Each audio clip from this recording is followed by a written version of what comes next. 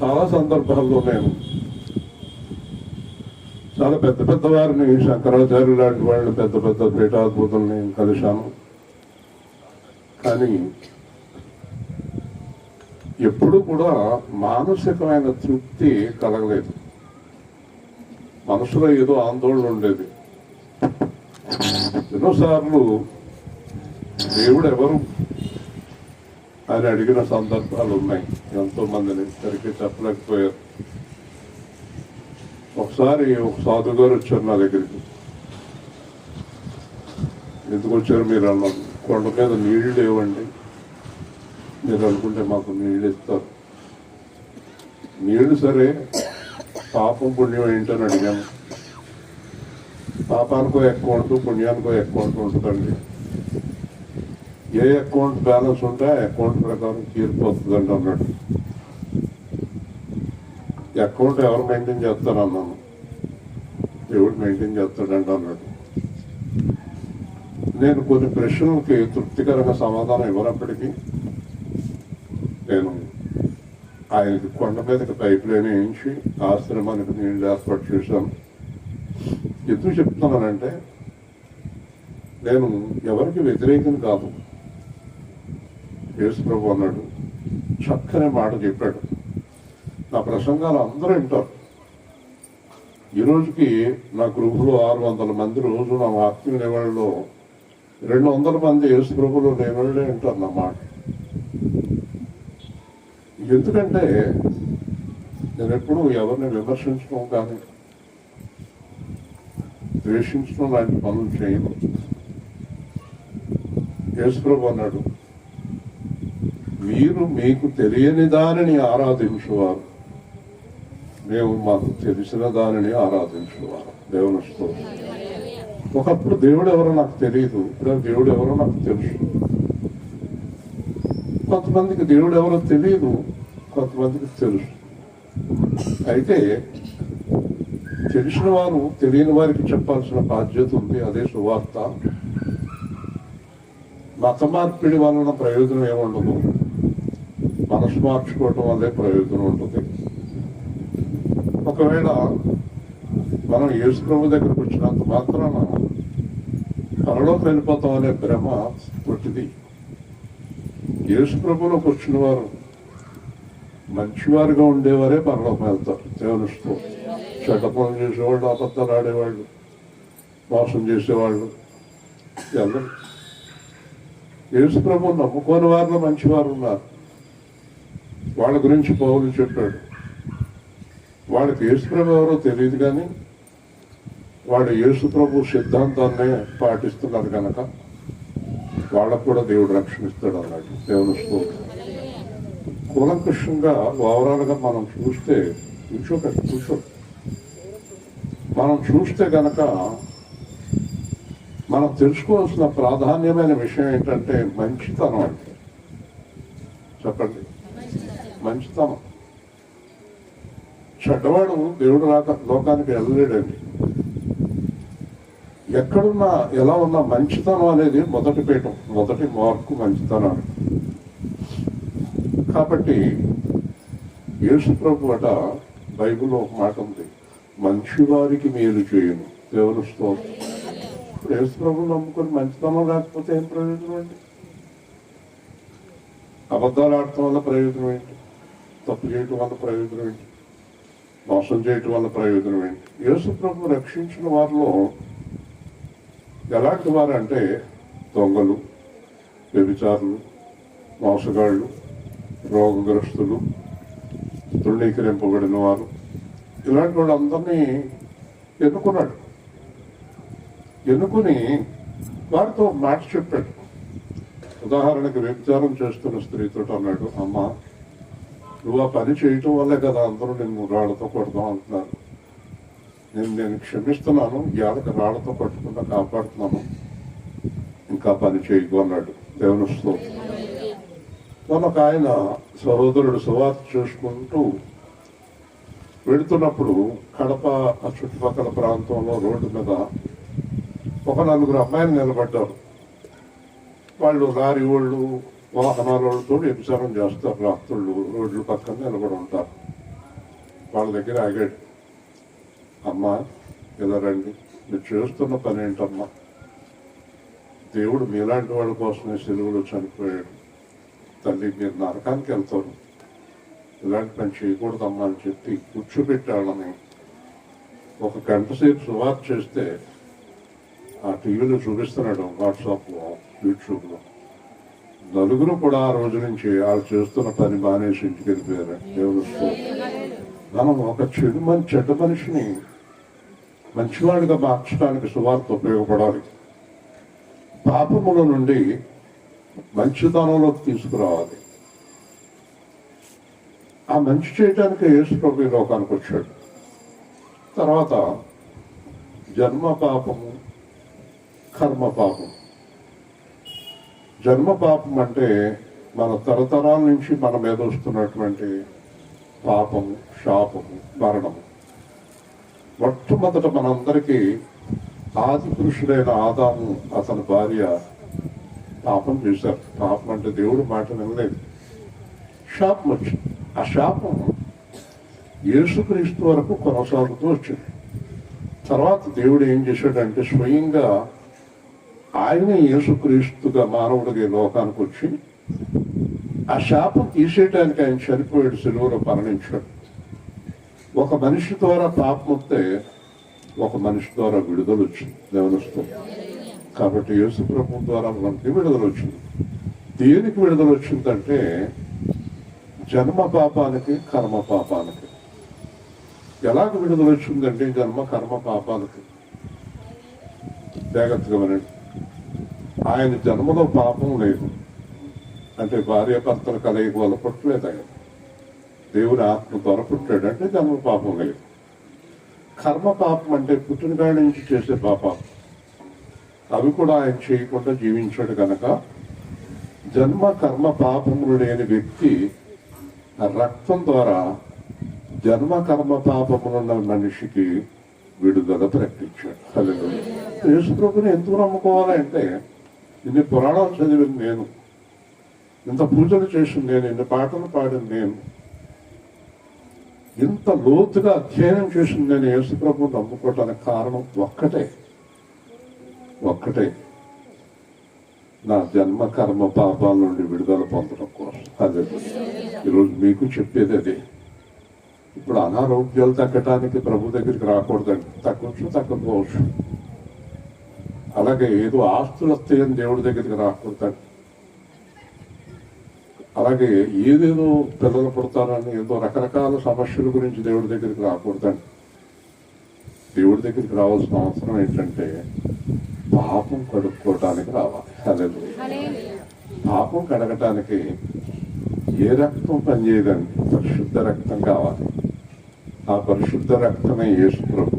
కాబట్టి నేను చిన్నగారికి ఏంటి, నరసింహమూర్తి గారికి ఏంటి, ప్రతి ఒక్కరికి చెప్తున్నాను, మీరందరూ కూడా పాపాన్ని కడుక్కోవాలి. మతం మారమని నేను చెప్పను, కానీ నేను ఇంచుమించు 20 సంవత్సరాల నుంచి సువార్త ప్రకటిస్తున్నాను. ఇదివరకు మీ ఊరు వచ్చినప్పుడు మేము వ్యానంలో వచ్చి ఉంటుంది, మాకు దేవుడు బస్సు ఇచ్చాడు. ఈ సంవత్సరం చివరిలో ఇంకో బస్సు కూడా తీసుకుంటాం, 2 బస్సులతో వెళ్తాం. దేవుడు అన్ని విధాలుగా ఆశీర్దిస్తూ మందిర నిర్మాణాలు అన్ని చేపట్టాడు. నేను అనేది ఏంటంటే, నా డ్యూటీ ఏంటంటే జన్మ కర్మ పాపాల నుంచి మాకు తెలుసున్న వారందరినీ విడుదల చేయాలి. హల్లెలూయా. తప్పంటే కొంచెం చెప్పండి, ఎవరైనా చేయొద్దండి. మీరు జన్మకర్మ పాపాల నుంచి విడుదల చేసే పని తప్పండి అనండి, మానేస్తాను అంటారండి కదా. డాక్టర్ గారి దగ్గర తీసుకెళ్ళారు, డాక్టర్ గారు అంటాడు, అమ్మ ఆపరేషన్ చేయాలి, సర్జరీ చేయాలి, ఆ లోపల ఉన్న ఆ కంతి తీసేయాలి, అది క్యాన్సర్లో పెడతామ్మా అన్నాడు అనుకోండి. చేయడానికి ఏం లేదు, క్యాన్సర్లో పెడితే పెడుతుంది, ఎలా అయ్యా డాక్టర్ అని అంటారండి. అనండి, అలాగే ఉంటుంది. ఇప్పుడు నన్ను సువార్త ఆపేయమంటే దేవుని స్తోత్రం, అంతే కదండి. మేము జన్మ కర్మ పాపాలు మాకు అలాగే ఉండనివ్వండి, ఏంటి నష్టం ఏంటి మాకు అంటారా? అలాగైనా తప్పదు. ఎందుకంటే చాలాసార్లు చూశాను, నా భార్యని చూశాను, నా కూతుర్ని, కోడల్ని, అందరూ చూస్తున్నాను. ఆ చిన్న పిల్లోడికి గిన్నెలో ఇంత అన్నం తెస్తుంది, బాగా మెత్తగా కలిపి కదా అన్నం ముట్టించిన తర్వాత కొంతమంది వెండి గిన్నె, కొంతమంది స్టీల్ గిన్నె, కొంతమంది శ్రవణ గిన్నె ఏదైతే ఏంటంటారు ఆ పెట్టిది ఏదో ప్రేమతో పెట్టాలి. కానీ నేను చిన్నప్పుడు చదివించాను సిల్వర్ గిన్నె, దాంట్లో పెట్టి సిల్వర్ గిన్నెలో పెట్టకపోతే ఏంటి, పెట్టేది ప్రేమతో పెడితే ఏ గిన్నె పర్లేదు. కర్ణాటకలో ఒకసారి రాడు కుట్టేవాడు భోజనానికి ఎక్కేశారు. ఒరే నేను రాను రండి, మీరు రాకపోతే కుదరతాను. పాపం లేనోళ్ళు వెళ్ళాను. వెళ్తే నాకు డ్రైవర్కి అందరికి సంగటి ముద్ద ఇంత ముద్ద చేసేసి కారిపోతుంది, చేతులు పెట్టేసింది. ముద్దలో వంట చేసుకోండి అని దాంట్లో పులుసు వచ్చేసింది. మొత్తం చేతిలోనే ఆ చెయ్యి కారిపోతుంది, పులుసు ఫ్లోర్ కారిపోతుంది. ఇదేంటంటే మేము ఎలాగే తింటామన్నా ప్లేట్ అన్న పట్టరంటే ప్లేట్ లేవంటున్నారు. కాబట్టి ప్రేమ అనేది చాలా తిన్నాం. ఎలా పెడుతున్నారు, స్టీల్ గంధాల్లో వెల్లి గంధాల్లో కాదు, మట్టి గంధాల్లో పెట్టినారు, దేంట్లో పెట్టిన అరిటాకులో పెట్టిన ఆకులో పెట్టిన. ప్రేమ చాలా ప్రధానమైంది. దేవుని స్తోత్రం. చాలాసార్లు శోధమైంది సంచి సర్దుకుని ఏడు వెళ్ళిపోతాం నడండి అన్నాడు ఆయనకి చాలా. మళ్ళీ నన్ను మా ఆవిడ చూసి మళ్ళీ సంచి లోపలెట్టేసిన సందర్భాలు కదండి. ప్రేమ అనేక దోషాలను కప్పుతుంది, అనేక విషయాల నుంచి విడుదల చేస్తాం. నా భార్య, నా పిల్లలకి, నా కూతురు, ఆడపిల్లలకి వీడు ఒక 10 ముద్దలు అవుతుంది. అది ఇంతంత కోడికి ఎలాంటి ముద్దలు మొదటిదే వద్దంటాడండి. మొదటి ముద్ద పెట్టేటప్పుడే పొడ్డోడు పొడ్డదు తినం అంటారు. ఆశ్చర్యం ఏంటంటే ఒక అరగంటకి మొత్తం గిది ఖాళీ అయిపోతుంది. ఎలా తింటాడో, ఎలా తినిపెత్తదో అది తల్లి ప్రేమ. దేవుని స్తోత్రం చెప్పాను, గట్టిగా చెప్పాలి. వదిలేస్తుందండి. మీరు ఎవరు వదిలేదు, పిల్లల్ని ఎవరు వదిలేస్తారు పెట్టుకుని అది తింటవాడతారా? చెట్టు ఎక్కించి కొబ్బ ఎక్కించి. ఆశ్చర్యం ఏంటంటే ఒక ఆవిడ మా సందులో పట్టపగలం ఒరే చంద్రుడు వస్తున్నాడు, పట్టపగల చంద్రుడు ఎందుకు వస్తున్నాడు, ఏదో ఒకటి చెప్పి ఆ కోత వస్తుందా, కొమ్మ వస్తుందా, కుక్క వస్తుందా అని కొత్త పెద్ద ఆనందం వినిపించాను. నేను ఎందుకు చెప్తున్నానంటే ఏ విధము చేతనైనా నరసింహమూర్తి చిన్నారాడు ఇంకెవరెవరు ఉన్నారో వీళ్ళందరినీ గత గోరుముద్దలన్నా పెట్టి మొత్తం మీద రక్షణలోకి తీసుకురావాలండి. దేవుని స్తోత్రం చెప్పాలి, గట్టిగా చెప్పాలి. గోరుముద్దలు అంటే ఎవరో గుర్తొచ్చినట్టున్నారు. కాబట్టి ఏ విధం చేతనైనా ఆ చిన్నపిల్లవాడికి అన్నం ఎలా తినిపించిందో నేను కూడా అలా సువార్త ప్రకటించాలి. 460 మందికి రక్షణ ఇచ్చాను నేను. ఇంకా కొన్ని వేల మందికి ఇవ్వబోతున్నా. నేను ఇచ్చే రక్షణ బలవంతంగా ఇవ్వను, ప్రేమతోటి. మొత్తం మీద మనం చనిపోయిన తర్వాత 2 స్థలాలు ఉన్నాయండి. ఒకటి పరలోకం, 2 నరకం. రక్షణ లేనివారు అంటే జన్మ కర్మ పాపములు కడుక్కొని వారు నరకానికి వెళ్తారండి, కడుక్కున్న వారు పరలోకానికి వెళ్తారు. ఇదొకటి. రెండోది, ఈ జన్మ కర్మ పాపాలు నిర్ణయించేది దేవుడు అండి. చేత దేవుడి దగ్గర గ్రంథాలు ఉంటాయండి, 2 గ్రంథాలు ఉంటాయి. ఇవన్నీ చెప్తున్నప్పుడు చిట్యాల అనే గ్రామంలో ఒక ఆయన పెద్ద ఆయనకు 100 ఎకరాల పొలం ఉంది. నా ప్రసంగం అంతా విన్నాడండి. ఆడింటికాడ బోధులు నాకు. ఆయన ఎవరితో మాట్లాడాడంట, కానీ నాతోటి రండి మూర్తి గారు మీతో కొన్ని ప్రశ్నలు వేయాలన్నాడు. భోజనం అయిపోయాక ఇతను కూర్చున్నాం. ఏంటండి జన్మకరం పాపాలేంటి, దేవుడు ఏంటి, నరకం ఏంటి, పరలోకం ఏంటి, అసలు ఇవన్నీ ఉన్నాయా అని అడిగాడు. నేను అడిగాను, మీరు ఉన్నారా అన్నా. ఉన్నాను కదా. మరి నేను ఉన్నాను. ఎక్కడున్నామండి? మంచం మీద కూర్చున్నాం. మంచం దేని మీద ఉంది? భూమి మీద ఉంది కదా. భూమి ఉందా? ఉంది. అప్పుడు చీకటి, రాత్రి 1 గంట అయింది. ఆకాశం ఉంది, నక్షత్రాలు ఉన్నాయి. గాలి వేస్తుంది. ఆకాశం ఉంది, నక్షత్రాలు ఉన్నాయి, భూమి ఉంది, మీరున్నారు, నేనున్నాను, అంతా ఉంది, అన్నీ ఉన్నాయి. మరి అన్నీ చేసినోడు లేడా? ఇవన్నీ చేసినోడు మీరా నేనా? ఆయన పేరే దేవుడు. ఓకే, కాబట్టి ఆకాశం ఉంది, భూమి ఉంది, గాలి వేస్తుంది, నక్షత్రాలు ఉన్నాయి, సముద్రాలు ఉన్నాయి, అన్నీ ఉన్నాయి కనుక నరకం ఉంది, పరలోకం ఉంది. హల్లెలూయా. మీకు ఆశ్చర్యకరమైన విషయం తెలుసా? అసలు అతనికి ఎంతమంది చెప్పిన ఒప్పుకోలేదంట. మళ్ళీ సంవత్సరం వెళ్ళేటప్పటికి రక్షణ పొందాడు. ఆయన కరెక్ట్గా చెప్పాడు అన్నాడు. అంచేత వాడికి ఒక అభిషేకం ఉంటుంది. ఈరోజు ఎక్కువ మాటలు చెప్పను, 4-5 మాటలు. కాలేబడి అడిగాడు, ఇడూరులోనండి ఎక్కువసేపు చెప్పాలండి. ఇడూరు ఏమన్నా ప్రత్యేకమైన ఊరే? ఎందుకు చెప్పాలి ఎక్కువసేపు? ఇంకో విషయం తెలుసా? ఎక్కువసేపు చెప్తే తీపి ఎక్కువ తింటే ఏమవుతుంది? ఓ సంవత్సరం పాటు తీపి మానేయాలనిపిస్తుంది, ఏకారం వచ్చేస్తుంది. మంచి మాటలు తక్కువగానే చెప్పాలి. ఈరోజు ఎక్కువసేపు చెప్పేస్తే మళ్ళీ ఈసారి నన్ను మీటింగ్ కేకేయరు మీరెవరు. ఓకే, 2 మాటలు చూడండి అమ్మా. ఓకే, అపోస్తల కార్యాలు 17వ అధ్యాయం, అపోస్తల కార్యాలు 17వ అధ్యాయం 30వ వచనం నుంచి.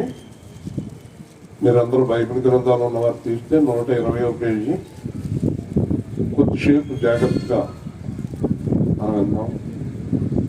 ఆ అమ్మాయి పాట పాడాలని, ఇక్కడ అమ్మాయి ఆనందంగా కనబడుతున్నది. మనం ఇక్కడ ఉన్నవా పెళ్లి కూతురుగా తయారైందండి. మీ చుట్టాలు అందరిలో అది అందమైన పిల్లలా ఉండడం ఉందనుకుంటున్నాను నేను. నిజం అంటారా? చిన్నగారు బాధ్యత చెప్పాలి అమ్మా. ఓకే, రైట్, చెప్పండి, చదవండి. ఆ అజ్ఞాన కాలములను దేవుడు చూచి చూడనట్టుగా ఉండేను. ఇప్పుడైతే అంతటను అందరూ మారుమనసు పొందవలనని మనుషులకు ఆజ్ఞాపించుచున్నాడు. ఎందుకనగా తాను నియమించిన మనుషుల చేత నీతిని అనుసరించి భూలోకములకు తీర్పు తీర్చిపోయేది ఒక దినమును నిర్ణయించి ఉన్నాడు. మృతుల్లో నుండి ఆయన లేపినందున దీన్ని నమ్ముటకు అందరికీ ఆధారం కలిగజేసి. చాలండి, జాగ్రత్తగా వినండి. ఒక్కోసారి అజ్ఞాన కాలం అంటారు. అజ్ఞాన కాలం అంటే ఏంటంటే చిన్న వయసు. చిన్న వయసులో పిల్లల్ని మనం వదిలేస్తాం. తెలియదమ్మా పాపం అల్లరి చేస్తున్నాడు, తెలియదమ్మా తెలియక అల్లరి చేస్తున్నాడు. అలాగే దేవుడు కూడా అంట, మనం అజ్ఞాన కాలం అనేది ఉంటుందట మనకి. ఆ అజ్ఞాన కాలంలో మన కదపడండి దేవుడు. అది అజ్ఞాన కాలం. కానీ ఎప్పుడు కాలం ఒక్కలాగా ఉండదండి. సమయం సమీపిస్తూ ఉంటుంది. దేవుడు వచ్చేస్తున్నాడండి. మీకు ఇంకా తెలుసో తెలీదు, మళ్ళీ కరోనా ప్రారంభమైంది సింగపూర్లో. ఈరోజు సింగపూర్లో అప్పుడే కొన్ని చాలా కేసులు పడిపోయినాయి. కరోనా ఈసారి వచ్చే కరోనా తీవ్రమైంది. నేను చెప్పాను 2020 చివరిలో ప్రారంభమైనప్పుడే 4 ఏళ్ళ తర్వాత మళ్ళీ విజృంభిస్తుంది. ఈరోజు మళ్ళీ చాలా చోట్ల ఆ రోగం విజృంభిస్తూ ఉంది. అంతేకాదండి, కరోనా ఇంజక్షన్ చేయించుకున్న వాళ్ళు చాలా మందిలో గుండె సమస్య వస్తుందండి, హార్ట్ ప్రాబ్లం వస్తూ ఉంది. నేను ఎందుకు చెప్తున్నానంటే కాలం సమీపించేటప్పుడు, ఇప్పుడు షోలమిత్ అంటే బతకడు, దేవుడికి తెలుసు, రక్షణ చేశాడు. చివరి టైంలో రక్షణ పొందేసాడు అతను. అది ఆశ్చర్యం. దేవుడు అండి, మన కాలం ఎప్పుడొస్తుందో మనకు తెలియదండి. మనం ఎప్పుడు చనిపోతామో మనకు తెలియదండి. కానీ దేవుడు అలాగే ఊరుకున్నాడు అనుకోండి, మనం తీర్పులోకి వెళ్ళిపోతాం. అలాగే ఊరుకోరండి. కాబట్టి దేవుడు అటు అజ్ఞాన కాలం ముందు చూసి చూడనట్టున్నాడు. కానీ ఇప్పుడైతే ఈడూరు కూడా ఈ 2025 మే 16 టైం అన్నమాట అండి. 9వ తారీఖు పెద్ద పుట్టినరోజు. కానీ 9వ తారీఖు నేను హైదరాబాద్లో ఉన్నాను. తర్వాత ఇక్కడ ఏదో పెళ్లి కూడా ఉంది అంతే. అంచేత మనం 16వ తారీఖు పెట్టుకోవడం జరిగింది. అయితే మనం అనుకోవటం 16వ తారీఖు దేవుని సమయం. ఈరోజు ఇక్కడ ఎన్నో కొన్ని హృదయాలు కదులుతాయి, దేవుడి గురించి తెలుసుకుంటారు, రక్షణలోకి వస్తారండి. రక్షణ పొందాలంటే కూడా సందర్భం, చెప్పేవారు కొంతమంది చెప్తే వినబుద్ధి, కొంతమంది చెప్తే కొట్టబుద్ధి, కొంతమంది ఇవ్వబుద్ధి వస్తుంది, కొంతమందికి చేతిలో పెట్టింది కూడా వెనకలాగేసుకునే పరిస్థితి ఏర్పడుతుంది. ఇది దేవుని యొక్క ఏర్పాటు అండి. ఈ దేవుని ఏర్పాటు కోసం ఇక్కడ చూస్తున్నప్పుడు దేవుడు అంటాడు, అందరూ మారు మనసు పొందాలని మనుష్యులుగా ఆజ్ఞాపిస్తున్నాడు. ఆరాధ్యమూర్తి గారు ఆచార్యులండి, గొప్ప కుటుంబం. ఆయన బ్రాహ్మణ్స్ నుంచి రక్షణకు వచ్చానికి ముందు అసలు ఏంటి ఈ రక్షణ, మతం మారాలా, మా ఇంట్లో ఒప్పుకోరు, మేమంతా పండితుల కుటుంబం అని బాగా దేవుడిని అడిగాడంట. దేవుడు మాట్లాడాడంట, మతం కాదు మారవలసింది మూర్తి గారు, మనసు అన్నాడంట యేసు ప్రభు. హల్లెలూయా. ఏం మారాలి?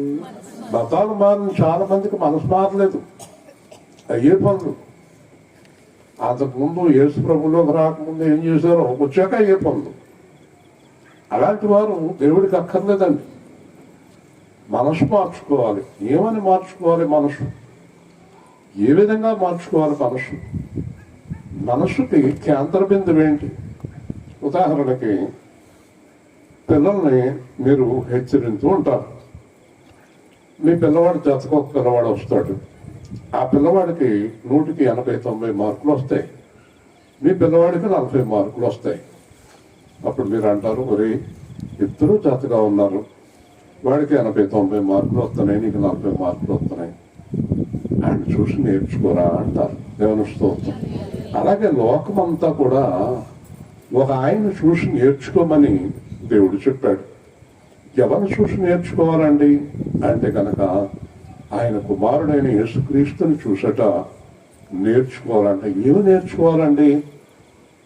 నేర్చుకోవాల్సింది ఏంటో మొదలు చెప్తాను చూడండి.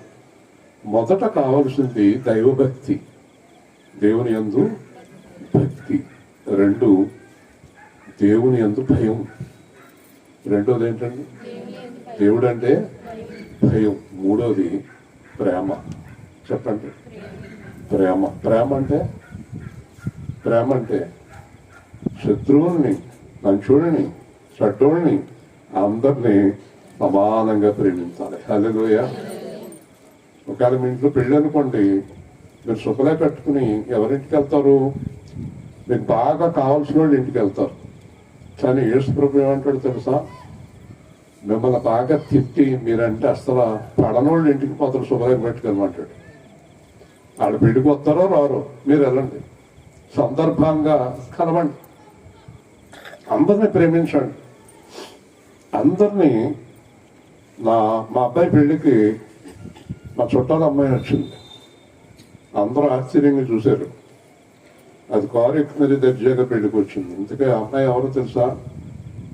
ఇంచుమించు 5-6 కోట్ల రూపాయల ఆస్తి, నా ఆస్తిని దొంగిలించిన వ్యక్తి పెళ్ళం. అది వచ్చేసి దర్జాగా కారులో కూర్చుంది.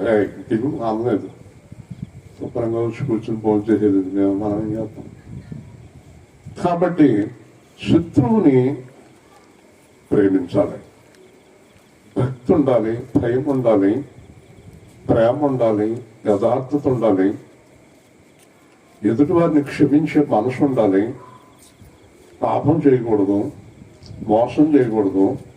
గుర్తుపెట్టుకోండి, మీరేమో అనుకున్నా పర్లేదు, ఎదుటివారి సొత్తు మన దగ్గర ఈ రోజుల్లో రూపాయి అంటే విలువ లేదు, 10 రూపాయలు అంటే విలువ లేదు, 100 రూపాయలు అంటే విలువ లేదు, 1000 రూపాయలు అంటే అది విలువ లేదు. నేనంటాను, రూపాయి కూడా ఉండకూడదు. హల్లెలూయా.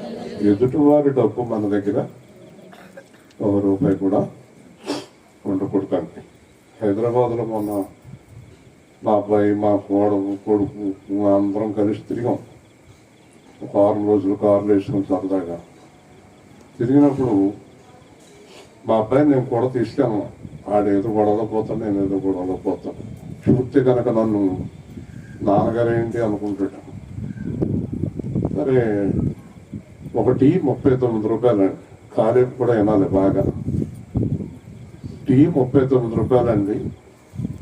నేను తాగేసి కూర్చున్నాను, ఇవ్వడం నేను తాగనండి ఉంది. సరే ఎక్కడెక్కడో తిరిగి వచ్చింది, ఆవిడ కూడా టీ తెచ్చాం. 39 రూపాయలకి 40 రూపాయలు ఇస్తే ఆడి వెనక్కి ఎంత ఇవ్వాలి మనకి? రూపాయి. ఎక్కడ? హైదరాబాద్లో రూపాయి లేదు సార్ అన్నాడు. సరే ఇంకోటికి ఉన్నాం, మళ్ళీ 40 ఇచ్చాం, ఇంకో రూపాయి. వింటున్నారా? చిన్నగారు కూడా వినాలి. అప్పుడు మొత్తం ఎంత ఇవ్వాలి నాకు? 2 రూపాయలు. మా అబ్బాయి చూస్తే గొడవ చేస్తాడు. 2 రూపాయలు ఏ అన్నాం. నవ్వాడు. సార్ మీరేంటి జమీందారులో ఉన్నాడు, 2 రూపాయలు ఆయన జమీందారు అయితే ఆ 2 రూపాయలు ఇవి అన్నాను. బరువుకున్నాడు, ఆలోచించాడు, దాంట్లో డబ్బాలోంచి బిస్కెట్ తీసాడు. ఇది కొంచెం ఎక్కువ రేటుగానండి, మీ బాధపడలేక ఈ బిస్కెట్ పట్టుకెళ్ళిపోతున్నాను. ఆ బిస్కెట్ దేవుని స్తోత్రం, అది నువ్వు చెప్పండి. 1 రూపాయి మన వాళ్ళ దగ్గర వద్దు, వాళ్ళది మన దగ్గర వద్దు. ఇంత స్ట్రిక్ట్ గా మనం ఫాలో చేయకపోతే నేను ఈ రోజు మీ ఎదురుగుండా నిలబడి యేసుక్రీస్తు గురించి చెప్పలేదు. మరి మనం ఎందుకో చాలా విషయాల్లో చాలా దరిద్రంగా ఉంటాం. మన డబ్బు కట్టి ఎదరో డబ్బు ఏం పోయినా పర్వాలేదు, దీనివల్ల కూడా రక్షణ కోల్పోతాం. యేసుప్రభు పిల్లలు ఖచ్చితంగా ఉండాలి ప్రతి విషయంలోనూ కూడా. ఖచ్చితంగా అవునంటే అవును, కాదంటే కాదు. సో యేసుప్రభు దగ్గర నేర్చుకోవాల్సింది క్రమశిక్షణ, యథార్థత, పరిశుద్ధత. ఇవన్నీ కలిస్తే కలబోస్తే మారు మనసు అన్నాడు. హల్లెలూయా. అర్థమైందా మీకు? ఇవన్నీ కలబోస్తే మారు మనసట. ఇప్పుడు మీరు ఇన్ని మాటలు విన్న తర్వాత యేసుప్రభుని నమ్ముకున్న వాడిని మీరు చూసినప్పుడు యేసుప్రభుని నమ్ముకున్నారో లేదో కూడా మీకు అర్థమైపోతుంది. హల్లెలూయా. అట్లే యేసుప్రభుని నమ్ముకున్నవాడు కాదు అనిపించేస్తుంది మీకు. ఎందుకంటే నేను చెప్పే లక్షణాలు. కాబట్టి ఆరాధక మూర్తి గారితో దేవుడు అన్నాడంట, నువ్వు మార్చవలసింది మతాలు కాదు కుమారుడా, మనసు మార్చుకో అన్నాడంట. హల్లెలూయా. ఎలాంటి మనసు? ఆయనకున్నటువంటి మనసు. ఎలాంటి మనసు చెప్పనండి? వెనుక నుండి తన్నింది ఒకరు, తన ముందు నిలచిన వింది మరి ఒకరు. వెనుక నుండి తన్నింది ఒకరు, తన ముందు నిలచిన వింది మరి ఒకరు. వంతులాడి వారు పలు బాధలు పెట్టారు, వంతులాడి వారు నోరు తెరువలేదా ఈ ప్రేమ, అదును పలుకలేదా ఈ ప్రేమ, నోరు తెరువలేదా ఈ ప్రేమ, అదును పలుకలేదా ఈ ప్రేమ. ఎవరి కోసమో ఈ జగతి కోసమే, ఈ జగుల కోసమే, ఈ జగతి కోసమే, ఈ జగుల కోసమే సిలువలో సాగింది యాత్ర. కరుణామయుని దయగలవా, చెల్లుమని పుట్టింది ఒకరు, తన మోము పైన మోసింది మరి ఒకరు. వీళ్ళు చేసినారు పరిహాసమాడినారు, వీళ్ళు చేసినారు నోరు తెరువలేదా ఈ ప్రేమ,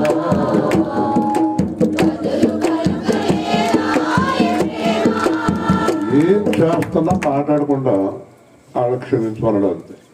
తగ్గుతున్నా గుర్తుతున్నా ఒప్పులు వస్తున్నా కదండి. క్రైస్తవులు ఉన్నారనుకోండి, ఎవరి మీదకి అంత దెబ్బలాటకి వెళ్ళారు అనుకోండి, నేను క్రైస్తవులు కాదండి, దెబ్బలాటకి వెళ్ళకూడదండి, లోపల మౌనంగా భరించాలండి. ఒక ఆవిడ క్రైస్తవురాలు అంటుంది, మా సంగతురాలు ఆవిడ ఈ మధ్యన రావట్లేదు నాకు, నువ్వు 100 తిడితే నేను 200 తిడతాను, నువ్వు 200 తిడితే 400 తిడతాను అంటుంది. అమ్మా నువ్వు తిట్టుకోండి, మీరు సంఘానికి రాకండి అని చెప్పారు. వింటున్నారా? దేవుడు పిల్లలు ఇలాంటి లక్షణాలు అలవాటు చేసుకోవాలి. ఆరాధక మూర్తి గారు బ్రాహ్మణ్ సాయందన్న అభిషేకించాడు. మొన్న ఆయన కోడలు అంటుంది, ఏమ్మా మీ సాక్ష్యంలో గొప్ప విశేషం ఏంటంటే ఆవిడ అంటుంది, ఆర్ఆర్కే మూర్తి గారు కోడలు అవ్వటమే నా భాగ్యం అండి. నేను బతుకున్నంతకాలం ఆయన పేరుకి అవమానం రాకుండా ఉంటే సోదం దేవుని స్తోత్రం. చూసారండి, మనం దేవుడు నామానికి అవమానం చేయకుండా ఉండటమే మారు మనసు. కాబట్టి దేవుడు ఏం పొందుకోవాలన్నాడంటే మారు మనసు. మారు మనసు అంటే ఏంటంటే పాపం చేయటం మానేయాలని నిర్ణయించుకోవటం. చెప్పండి, గట్టిగా చెప్పండి. పాపం చేయకూడదని ఆలోచించటమే మారు మనసు. అర్థమైందండి. నాకు వేల్పూర్లో ఒక బెస్ట్ ఫ్రెండ్ ఉన్నాడు. మీరు ఆశ్చర్యపోతారా? చెప్తే ఆశ్చర్యపోతారు. ఈ మధ్య పాపం ఆడు పెద్దోడు అయిపోయాడు.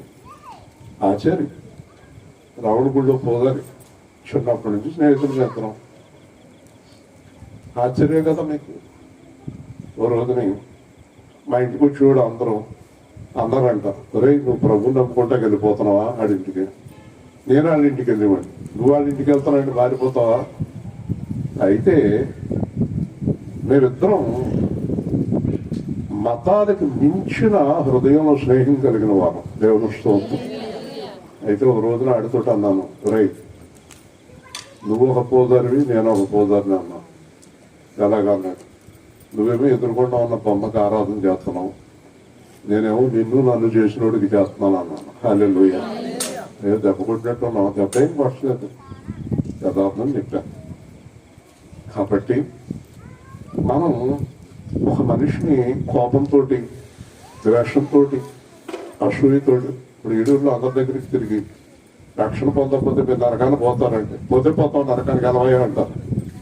అలా కాదు. సత్యాన్ని రెండు విధాలుగా ప్రకటించమన్నాడు బైబిల్లో. ఒకటి, ఎక్కువ మాట్లాడక్కర్లేదు, మన జీవితం ద్వారా. స్వల మీద అంటది, మా చుట్టాలందరికీ మీరంటే చాలా అభిమానం అండి, గౌరవం అండి అని. నేను అన్నాను, మరి మీరంటే కూడా అలాగే ఉండాలి. నువ్వన్నా, నీ భర్త అన్నా, నీ పిల్లలన్నా కూడా అదే గౌరవం ఉండాలి.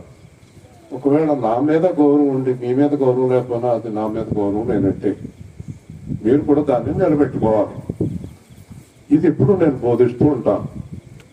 కాబట్టి వారు మనసు అంటే నేను ఈ తప్పు చేయకూడదని నిర్ణయానికి రావడమే వారు మనసు. హల్లెలూయా. అలాంటి వారిని దేవుడు ఆశీర్వదిస్తాడు.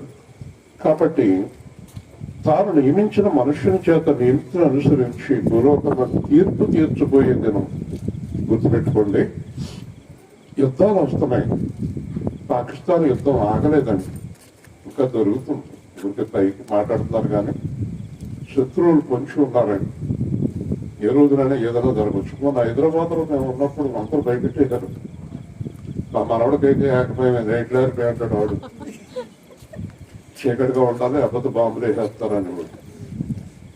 ఎయిర్పోర్ట్ మేము రైల్వే స్టేషన్ వస్తుంటే హైదరాబాద్లో ఎవ్వరు లేరండి జనం దారిలో. ఎందుకంటే రైల్వే స్టేషన్ మీద, ఎయిర్పోర్ట్ మీద, బస్ స్టాండ్ మీద వేస్తారు ఫస్ట్ బాంబు. సో ఏ రోజున ఏం జరుగుతుందని చివరిలో ఒక మాట అన్నాను, బాంబు వేసేది పోయాం, నష్టం ఏంటి? రక్షణ పొందాం కనుక తీర్పులోకి వెళ్ళాం. దేవునిస్తూ భయం ఉందండి, చనిపోవడం ఏదో రోజున తప్పదు. కాబట్టి దేవుడు ఏం చెప్తున్నాడు అంటే, తీర్పు అనేది ఒకటి నిర్ణయించాడండి.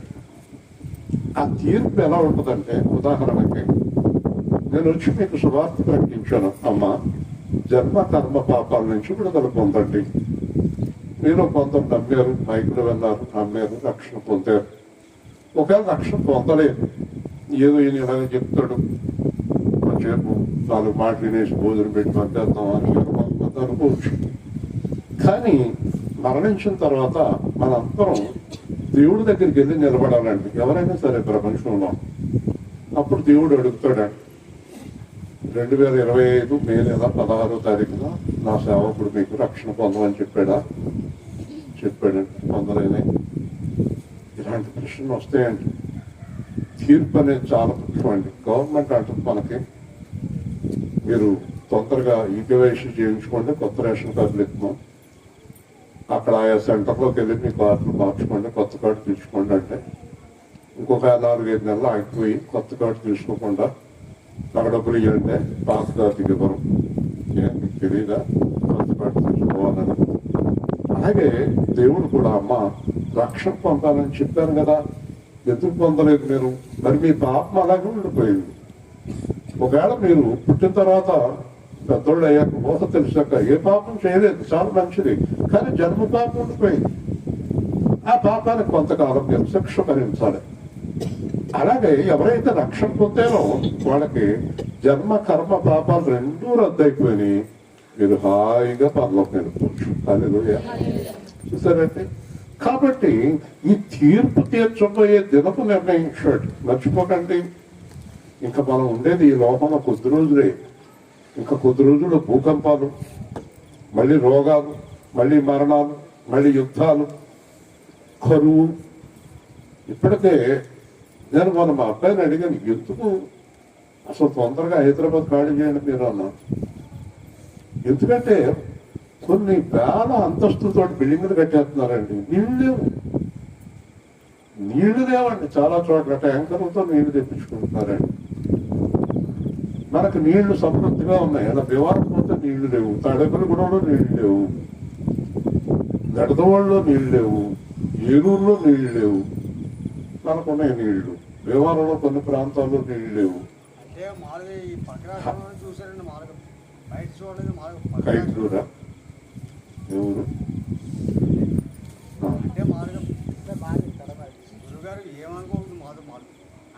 ఏమంటాడు?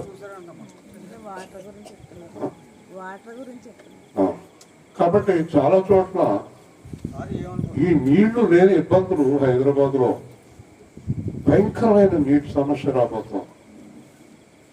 మరి ఎందుకు బిల్డింగుల మీద బిల్డింగులు దాని మీద అది కట్టుకుంటూ వెళ్ళిపోతున్నారు? తొన్నాళ్ళకి కరువు ఏర్పడిపోతుంది. ఈ కరువు వల్ల నీళ్లు లేనందువల్ల పంటలు దెబ్బతినడం, ఆహారం ఆగిపోవడం, కరువు. నేను రావడానికి ముందు, నా రాకడానికి ముందు కరువు, భూకంపము, యుద్ధాలు ఇలాంటివన్నీ కూడా వచ్చేస్తాయి. కాబట్టి మీరు తొందరపడి జన్మకర్మ పాపాలను కడిగేసుకోండి. హల్లెలూయా. మనం తొందరపడి ఈ పాపాన్ని ఎలా కడుక్కోవాలి? యేసుక్రీస్తు చింతించినటువంటి 2000 సంవత్సరాల కిందట పరిశుద్ధ రక్తంలో మన పాపాన్ని కడుక్కోవాలి. ఎందుకంటే హాస్పిటల్లో పేషెంట్ ఉన్నాడు, అర్జెంటుగా రక్తం ఎక్కించాలి. ఆ పేషెంట్ ఒక ఎయిడ్స్ పేషెంట్, అంటే హెచ్ఐవి పేషెంట్ అవుతాం. ఆ హెచ్ఐవి పేషెంట్కి రక్తం ఎక్కించడానికి హెచ్ఐవి ఉన్న అతను రక్తం పనిచేయదు కదా. రక్తం ఎక్కించాలంటే రక్తం రోగం లేని రక్తం కావాలి. ఎవరికి? రోగం ఉన్నవాడికి. రోగం ఉన్నవాడికి రోగం లేని రక్తం కావాలి కదండి. రోగం ఉన్నవాడికి రోగంతో ఉన్నవాడు రక్తం ఎక్కిస్తే ఆయన తొందరగా వస్తాడు. ఇప్పుడు అర్థమైంది మీకు? పరిశుద్ధ రక్తం అనేది మానవ జన్మ ఎత్తిన వారిలో ఎవరిలోనూ లేదు. అంత అపవిత్రమైన రక్తం. ఈ పరిశుద్ధ రక్తం ఉన్నవాడు యేసుక్రీస్తు ఒక్కడే. అదే యేసుక్రీస్తు యొక్క రక్తం ద్వారా మన పాపాలను కడుక్కోవాలి. అంచేత భూలోకమందు తీర్పు తీర్చడి నిజము నిర్ణయించి ఉన్నాడు. ఇప్పుడు ఏంటంటే దీనికి ఒక నమ్మకం ఏంటి? అసలు యేసుక్రీస్తు రక్తం పరిశుద్ధమైందని నమ్మకం ఏంటి? యేసుక్రీస్తు దైవ కుమారుడు అనడానికి నమ్మకం ఏంటి? అనడానికి ఇక్కడ ఆధారం, మృతులలో నుండి ఆయనను లేపినందున నమ్ముటకు ఆధారం కలిగెను. హల్లెలూయా. మృతులలో నుండి లేపినందున ప్రపంచములో మరణించి తిరిగి లేచిన వారు మానవ జన్మ ఎత్తిన తర్వాత ఒకే ఒక్కడు, ఆయనే క్రీస్తు ప్రభు. హల్లెలూయా. కాబట్టి ఈ లేచిన ప్రభువు ఈరోజు ఎక్కడున్నారు?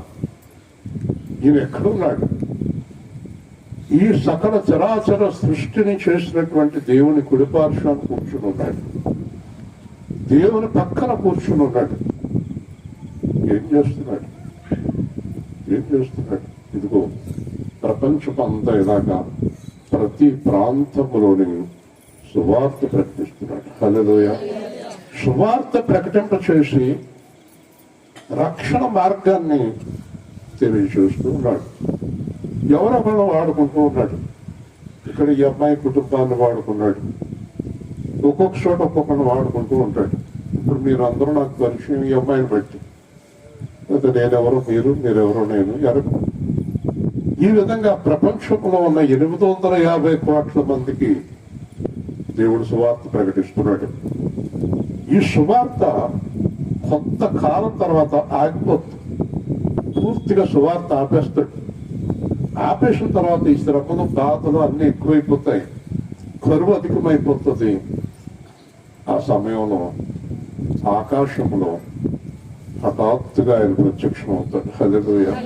ఆయన ప్రత్యక్షం అయినప్పుడు ఆయన మాట నమ్మి వారు మనసు పొంది రక్షణ పొందిన వారు అందరూ ఎత్తపడతారు, రక్షణ లేని వారు విడవబడతారు. నేను ఇందాక చెప్పినట్టు ఒకరు రక్షణ పొందకపోయినను ఒకవేళ యథార్థంగా జీవించినప్పుడు వాళ్ళకు ఒక ప్రత్యేకమైన తీర్పు ఉంటుంది. కానీ తీర్పు ఎవరికి ఉండదో తెలుసా? ముగించే ముందు చెప్తున్నాను. తీర్పు ఎవరికి ఉండదంటే యేసు ప్రభువును నమ్మి రక్షణ పొందిన వారికి మాత్రము కాదు. యేసు ప్రభువును నమ్మి రక్షణ పొంది యేసు ప్రభులాగా జీవించే వారికి మాత్రమే తీర్పు లేదు. హల్లెలూయా. ఒక్కసారి చెప్తాను. తీర్పు ఎవరికి ఉంటుందంటే రక్షణ లేని వారికి 1, 2 రక్షణ పొందిన వారు కూడా యేసు ప్రభులాగా జీవించకపోతే వాళ్ళకు కూడా తీర్పు ఉంటుంది. ఈ మాట చాలా చోట్ల చెప్పరండి. రక్షణ పొందేయండి తీర్పు ఉండదు అంటారు. అలా కుదరదండి. రక్షణ పొందిన వ్యక్తి ఆయనలాగా జీవించాలి. హల్లెలూయా. ఆయనలాగా పరిశుద్ధంగా జీవించాలి. ఎట్టి పరిస్థితుల్లోనే కూడా రక్షణ పొందిన తర్వాత పాపం చేయకూడదు. హల్లెలూయా. ఇప్పుడు మీకు ఒక మాట చెప్తాను. ఈ రోజున ఇంకా 10-15 మంది రక్షణ పొందడానికి నా దగ్గర సిద్ధంగా ఉన్నారు. వాళ్ళు నాతో ఏం చెప్తారంటే, ఏదో కొద్దిగా మాలో పాపం ఉందండి, మీరేమో పాపం చేయకూడదు అంటున్నారు, అది మానేసిన తర్వాత పొందుతాం. మంచిది, ప్రయత్నం చేయండి, మానేయండి, మానేసాక పొందండి. మరి రక్షణ పొంది పాపం చేసే వారికి ముగించే ముందు చెప్తాను ఎలాంటి తీర్పు ఉంది. ఎలాంటి తీర్పు ఉంది? మొదటిది బలహీనత, 2 రోగము, 3 మరణం. ఇవి హఠాత్తుగా సంభవిస్తూ ఉంటాయి. 2 జాగ్రత్తగా ఆలోచించండి. ఇప్పుడు మనం పాపం నుంచి విడుదల పొందవలసింది. మీలోనే ఒక రక్షణ పొందినోడు ఉన్నారు కనుక మిమ్మల్ని అడుగుతాను, మనం రక్షణ పొందింది పాపం చేయడానిక, మరి విడిచిపెట్టడానికి? హల్లెలూయా. ఈ రోజు చాలా మందికి సందేహం ఏంటంటే, వీళ్ళ పాస్టర్లు అంటున్నారు వీళ్ళ రక్షణ పొందారంటున్నారు, మరి వీళ్ళ అబద్ధాలు ఎందుకు ఆడుతున్నారు, వీళ్ళ మోసం ఎందుకు చేస్తున్నారు అంటే వీళ్ళు కూడా తీర్పులోకి వస్తారు. దాంట్లో ఎలాంటి సందేహం లేదు. కాబట్టి రక్షణ పొంది పాపం చేయొద్దన్న మాటే బైబిల్ చెప్తుంది. పాపం గురించే రక్షణ పొందాక మళ్ళీ పాపం చేయటం ఏంటి? అది చాలా తప్పు. అందరూ అంతటా మారు మనసు పొందాలని దేవుడు కోరుకుంటున్నాడు. ఆకాశం భూమిని చూడండి, నక్షత్రాలను చూడండి, చేసిన దేవుణ్ణి చూడండి. ఆయన అదృశ్య స్వరూపి. దేవుడు ఎవరికి కనిపించడు, కానీ మనం అందరం ఆయన యందు విడిపి కలిగి ఉన్నాం, చలించుతున్నాం. మనలో దేవుని ఆత్మ ఉంది. కాబట్టి దేవుని ఆత్మ చెప్తుంది, తొందరగా రక్షణ పొందండి, పాపం నుంచి విడుదల పొందండి. రక్షణ పొందిన తర్వాత తిరిగి పాపం చేయకండి. రక్షణ పొందడానికి సమయం తీసుకోకండి, తొందరగా దేవుడి వైపు తిరగండి. ఈడూరులో అనేక మంది రక్షణ పొందాలనేది షోలామితి మాకు ఉన్న ఉద్దేశం. దాని గురించి మేము ఈ శుభార్త చేస్తున్నాం. రాబోయే దినాల్లో మీరు ఎవరైనా కోరుకుంటే తప్పకుండా దేవుడి మాటలు మీకు అందించడానికి సిద్ధంగా ఉన్నాం. జీవితం చేతనైనా ఎవరైనా ఆ తీర్పు నుంచి, ఆ గిరిగుణం నుంచి, ఆ నరకం నుంచి, పాతాళం నుంచి తప్పించుకోవాలన్నదే మా ఆశ. ప్రార్థన చేస్తున్నాను. ప్రేమగల తండ్రి, జీవాత్మత అయిన ప్రభు, మీ ఘనమైన నామాన్ని బట్టి స్తోత్రాలు. జీవం గల దేవుడు అయిన ప్రభు, ఈరోజు మీరు ఇచ్చిన వాక్య భాగాన్ని బట్టి స్తోత్రాలు. అలాగే కుటుంబాన్ని, ఇక్కడ ఉన్న వారి బంధువులను, మీ కుటుంబాన్ని, అటువైపు ఇటువైపు ఉన్న బంధు కుటుంబాన్ని మీరు ఆశీర్వదించండి. ఈరోజు సువార్త చేయడానికి మాకు మీరు ఇచ్చిన వాతావరణాన్ని బట్టి స్తోత్రాలు. మిగిలి ఉన్న కార్యక్రమాన్ని దీవించి క్షేమంగా నడిపించుకోండి. మీ చిత్తమైతే మరల మీ అందు ఆనందించే కృపను గ్రహించుకోండి. యేసు నామములో ప్రార్థిస్తున్నాం తండ్రి. ఆమేన్. ఈ ప్రేమ విందు ఏర్పాటు చేశారు చిన్నగా అందరూ